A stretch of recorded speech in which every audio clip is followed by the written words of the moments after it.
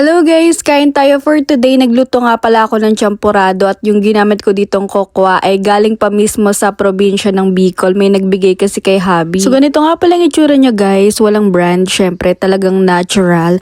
And kung kayo ay taga Bicol or taga probinsya na ganito din mismo yung ginagamit nyo sa paggawa ng champurado or hot choco, ay comment down below. So mukha siyang Dubai chocolate. Nakita nga ito ni Jasmine sa may lamesa tapos kinagat niya. Sabi niya, ang pait. It's bitter mami. Ganun yung sabi niya. Kasi syempre lalagyan muna natin ng asukal itong champurado para talagang mag-mix siya magtimpla at talagang champurado na natural, diba? So syempre aantayin muna natin na maluto yung bigas na malagkit at 3 yata na kokwa yung nailagay ko dito. Habang naghihintay ay gumawa nga ako ng hot choco kasi pwedeng-pwede nga naman. Kasi sabi ko nga parang ilang araw na ako na puro prutas naman kaya nagchampurado ako na talagang etong chocolate na chocolate ay para maging increase ang ating energy at syempre para makapag-reduce naman ang ating mga stress sa buhay. Ay bakit tayo umabot sa ganun? Kasi syempre ang chocolate ay pang-reduce ng stress or stress reliever kaya ginagawang dessert. Ito nga kain po. Yung lasa nito is matapang talaga yung chocolate, yung kaya kang ipaglaban.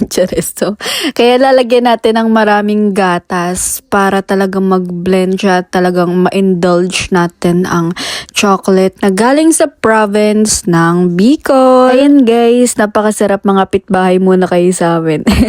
You're welcome!